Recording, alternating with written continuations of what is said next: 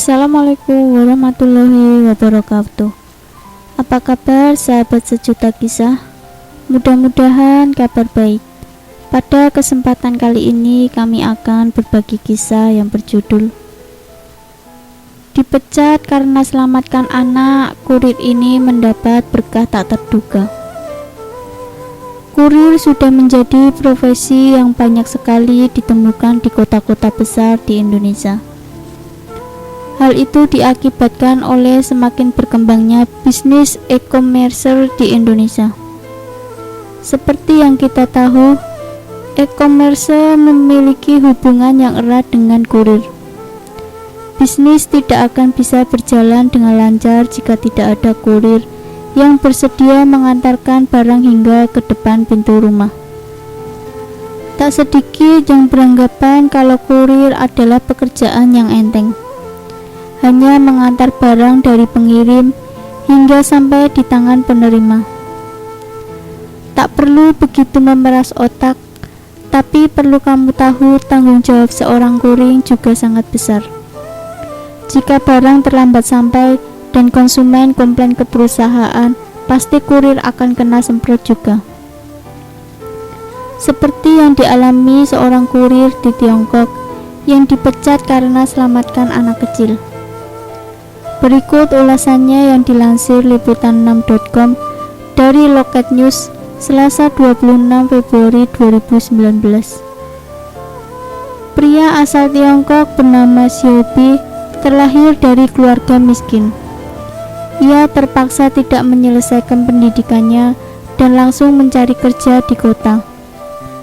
Karena ijazahnya rendah, Bei hanya bisa bekerja sebagai kurir.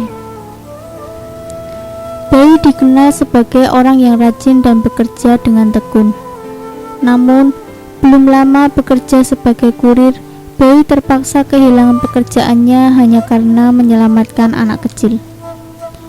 Dia dipecat karena telah menghilangkan kendaraan dan barang-barang yang akan dikirimnya.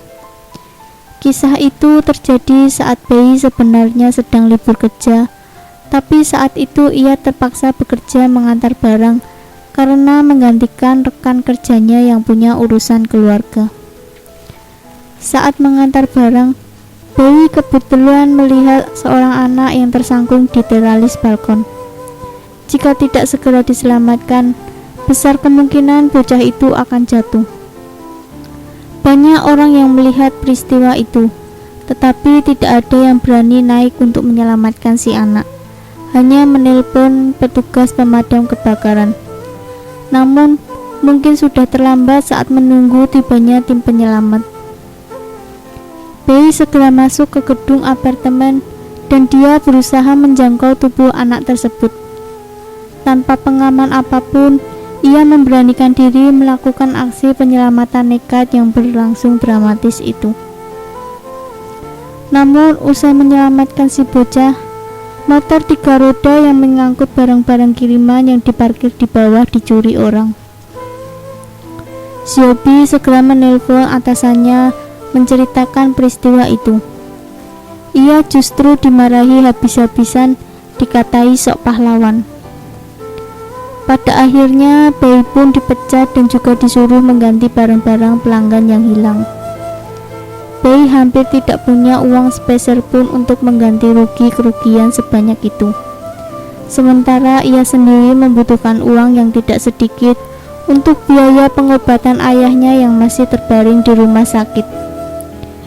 Di tengah kesedihannya, ia justru tiba-tiba mendapat berkah tidak terduga. Tepat pada saat itu, ayah dari anak yang diselamatkan datang ke tempat kerja Bei. Ia mengucapkan terima kasih telah menyelamatkan anaknya. Ketika mengetahui Xiaobi kehilangan pekerjaan dan harus membayar ganti rugi barang-barang yang telah hilang itu, dia langsung berkata, "Kamu adalah penyelamat anakku, jadi masalahmu pasti akan kubantu." Ayah anak yang diselamatkan tersebut datang ke tempat kerjanya tak hanya untuk bertemu Xiaobi, tapi juga membayar semua kerugian. Ternyata ayah dari anak itu adalah direktur sebuah perusahaan, dan anak yang diselamatkannya itu adalah putranya satu-satunya.